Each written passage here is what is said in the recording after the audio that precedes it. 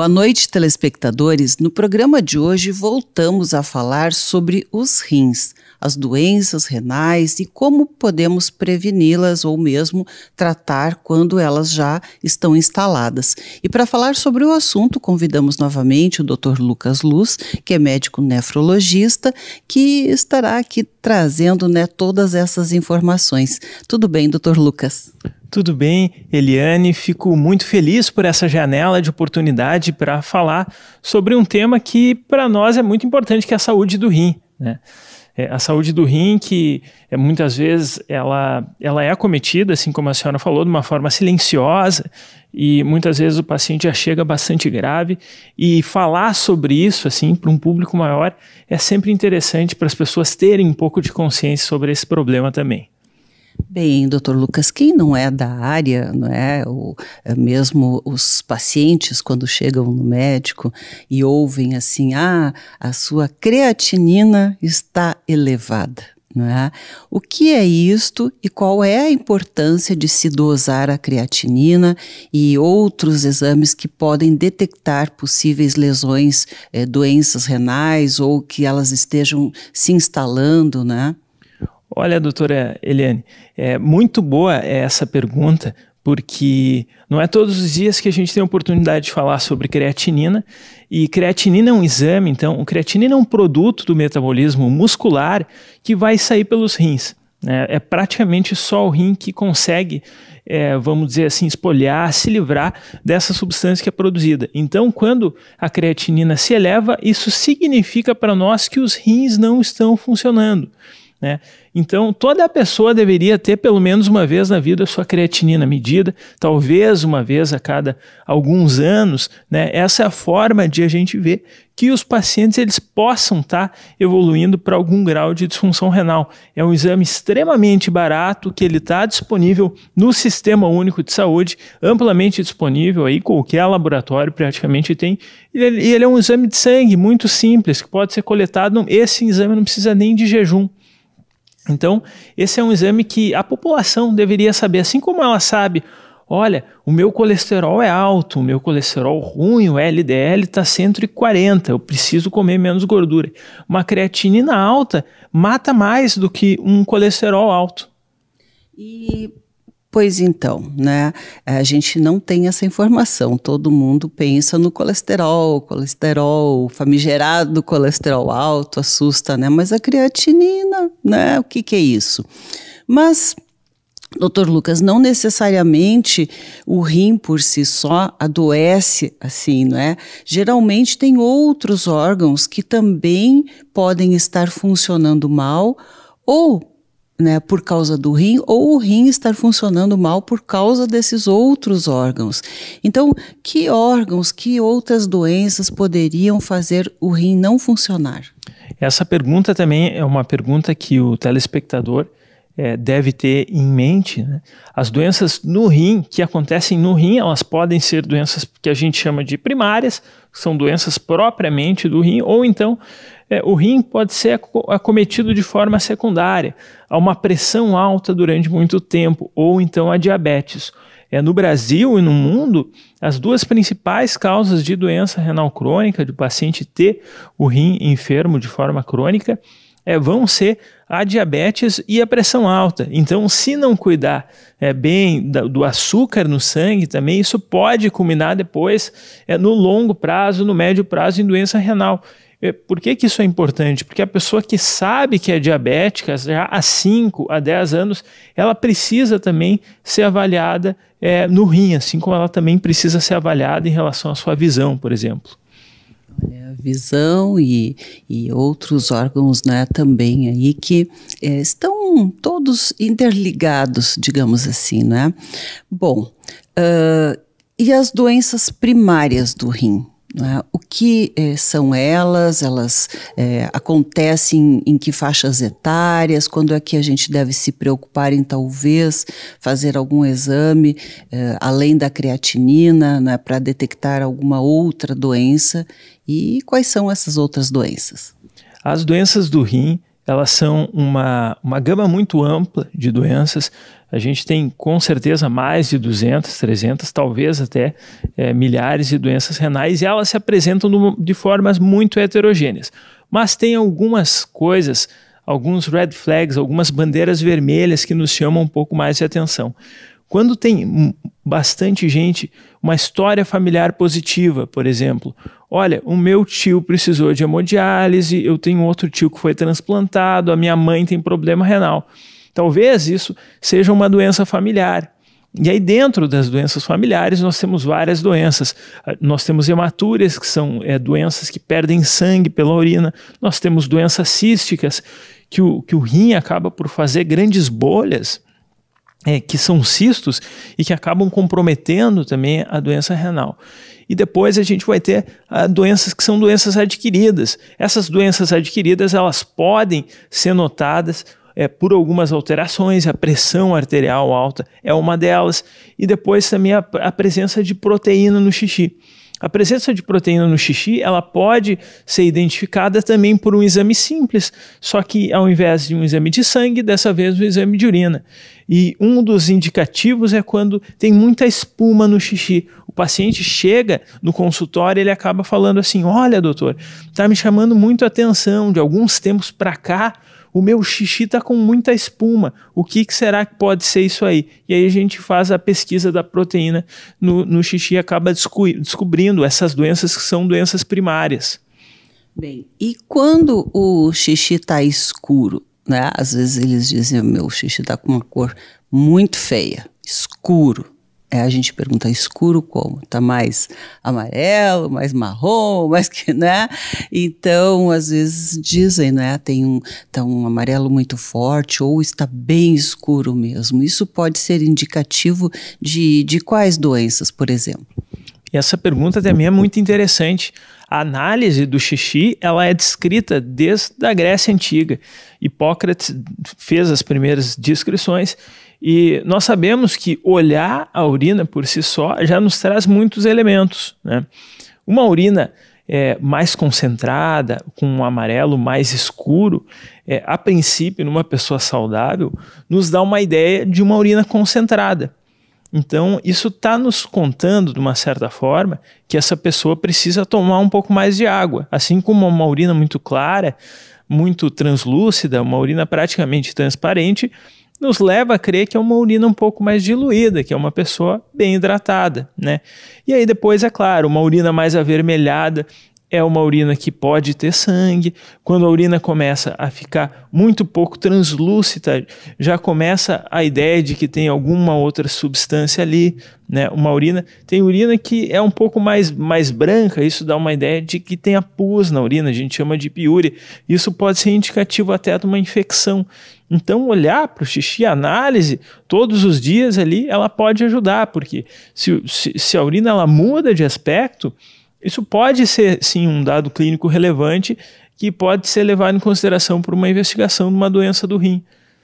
Bem, e quanto ao cheiro da urina, também tem pessoas que dizem a minha urina está com um cheiro muito ruim. Isso também pode ser indicativo de doença? Pode ser indicativo de doença, mas também pode ser indicativo de uma concentração maior, pode ser indicativo de alimentos e algumas drogas. A gente sabe que tem alguns alimentos, a própria beterraba escurece a urina, alguns outros remédios também escurecem a urina, tomar ferro pode até escurecer também um pouquinho a urina, mas o cheiro, a diferença do cheiro da urina também pode nos chamar a atenção para alguma situação patológica também.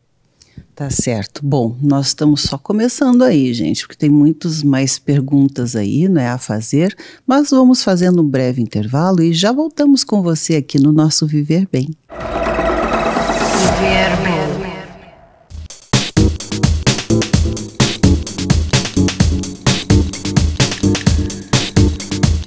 Estamos de volta e continuamos a falar nas doenças dos rins. que muitas vezes são bastante complexas, outras vezes nem tanto, mas tem algo, Dr. Lucas, que eu vejo que é muito comum, mas que às vezes tem desfechos trágicos até, não é? Que é uma simples infecção urinária que acaba atingindo os rins e se torna um quadro bastante grave. Então, eu gostaria que falasse um pouco sobre essa questão, até porque muitas vezes a gente vê mulheres, principalmente, muito jovens até, que acabam morrendo por causa de uma infecção nos rins, não é? Por que isso acontece? A infecção urinária é, como a doutora Eliane falou, uma entidade muito comum, né? Ela é muito comum no pronto atendimento, é muito comum nos ambulatórios e é muito comum também no hospital. E por que isso? Porque ela pode ser tanto uma patologia muito tranquila, com tratamento apenas alguns dias de antibiótico, eventualmente ela até cura por si própria, até uma doença que pode se instalar, pode ser uma infecção urinária, que pode se instalar para o resto do corpo, pode fazer uma infecção generalizada e causar até a morte. Então, é uma gama muito ampla, é muita diferença entre as infecções urinárias. É mais comum a infecção urinária em mulheres, e nós temos alguns picos, sabe? No início da vida adulta, a mulher, tem alguns autores que falam até que infecções urinárias podem ser considerados marcadores de início de atividade sexual, tá? Porque elas aumentam de prevalência quando começam as atividades sexuais, depois ao longo da vida elas diminuem. É sempre maior aí em mulheres, apenas em recém-nascidos ela costuma ser maior em homens, e depois quando os pacientes, e aí mulheres e homens ficam mais velhos, mais idosos, com alguns problemas inclusive de continência, também a gente tem um novo pico de infecção urinária. E a apresentação clínica, ela pode ser muito variável, ela pode ser desde um febrão, sem outros comemorativos, quando é uma infecção mais para cima, pode ser uma infecção no rim, quanto pode ser aquela paciente que diz, olha doutor, eu não consigo parar de fazer xixi, hoje eu já fui 20 vezes no banheiro e eu saio muito pouquinho. Geralmente isso nos topografa que seja uma infecção urinária um pouquinho mais baixa ali na bexiga. O que é importante? Quando tiver infecção urinária e que já for uma paciente que já tem muitas vezes infecção urinária, que precisa ir no banheiro muitas vezes, e começa com febre, ela precisa ir no pronto-socorro, porque isso é um marcador de gravidade. Esse é o tipo de infecção urinária que pode evoluir mal. E essa informação o telespectador tem que ter. Eu tenho muita dificuldade de fazer xixi e eu comecei com febre. Talvez esse seja o momento de ir para o hospital.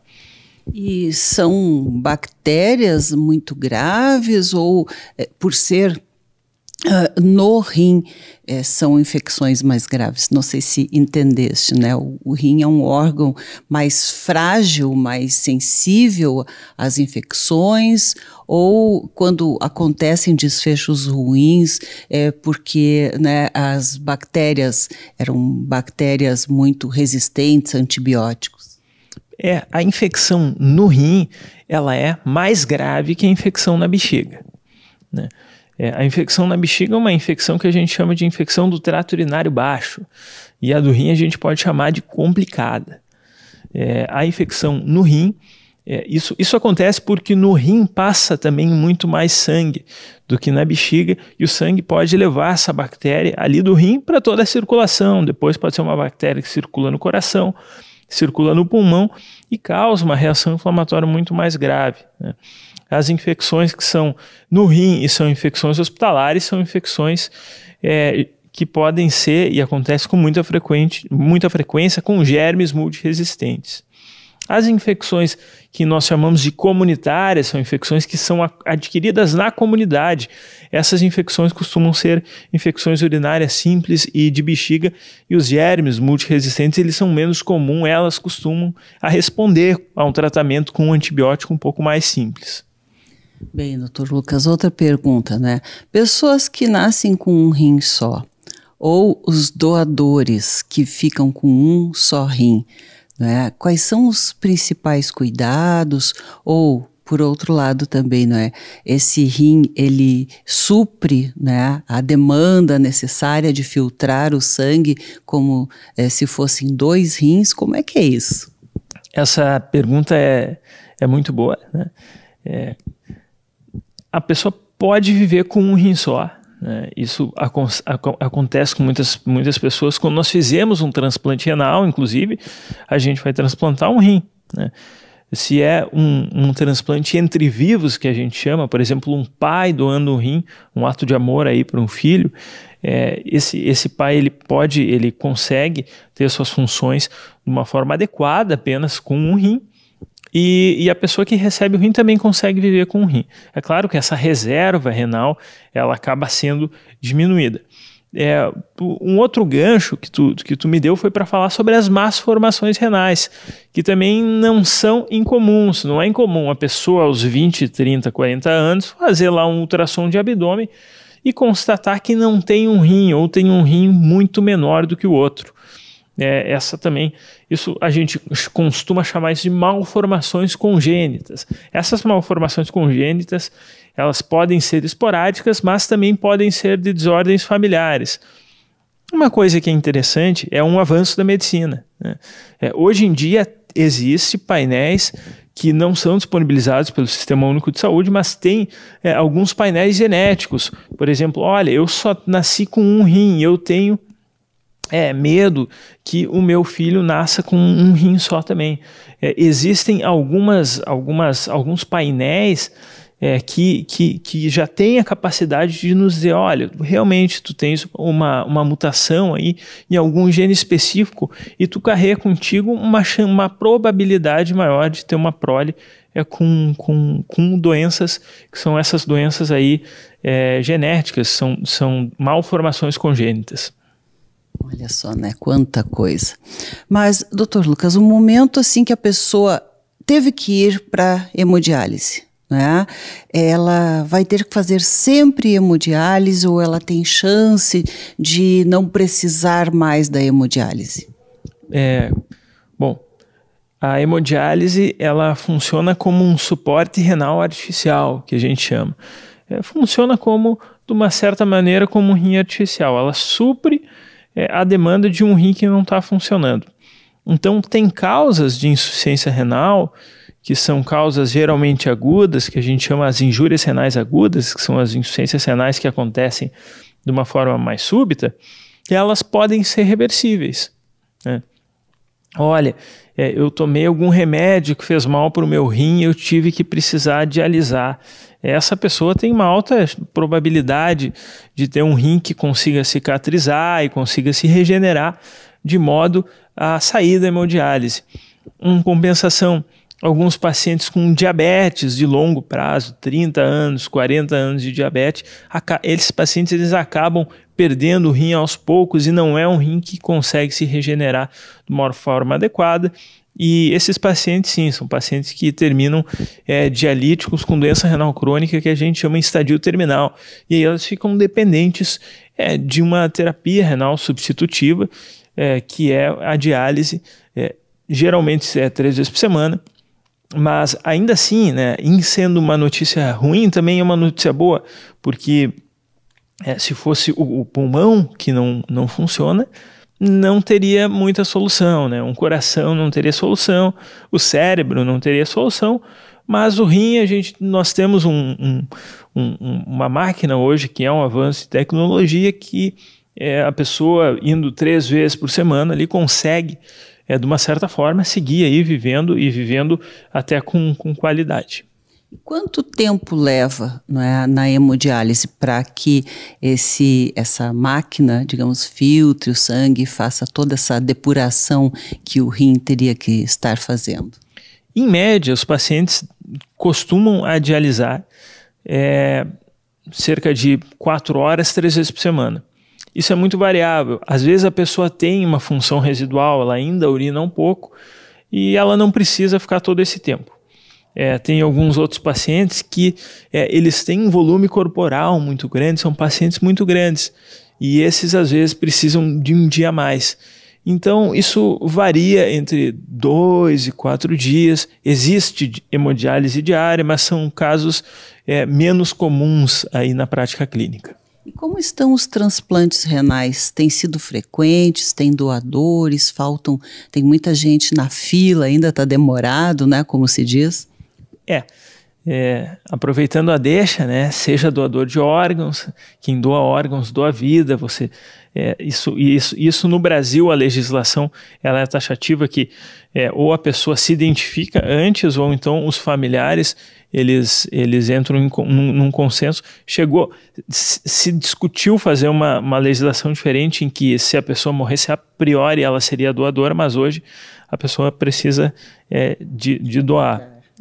O Rio Grande do Sul é um estado que faz bastante transplante renal. Tá? A fila ela é um pouco menor do que no Brasil. É difícil quantificar a fila do paciente a ser transplantado, porque isso depende de várias variáveis. Não é todo paciente renal crônico que ele é candidato ao transplante renal, por vários motivos, e um deles é o risco cirúrgico, uma cirurgia importante. Se o paciente não tiver condições de receber uma anestesia, ele também, infelizmente, não vai ser candidato ao transplante renal. Mas aqui no Rio Grande do Sul, isso é uma realidade que acontece aí em muitos centros, aqui do lado, em Porto Alegre mesmo. Nós temos 3 centros grandes, 4 centros que conseguem fazer essa medicina de alta complexidade. Bem, são tantas coisas, né? Tem os transplantes aí entre vivos, né? Que também creio que já auxilia bastante, mas nós vamos deixar esse assunto, né? E alguns outros aí para um próximo programa, né? Continuando aí essa nossa pequena série aí falando sobre os rins. E de momento quero agradecer mais uma vez ao Dr. Lucas, que esteve conosco aqui, né, trazendo todas essas informações para você cuidar bem do seu rim. Muito obrigada, Dr. Lucas. Obrigado, Eliane. Obrigado aos telespectadores. E deixar uma mensagem para vocês. Todo mundo tem que saber a sua creatinina, assim como sabe seu colesterol. E, se possível, aí considerar ser um doador de órgãos. Valeu, então. Nós voltamos com você amanhã no nosso Viver Bem. Até lá. Viver Bem.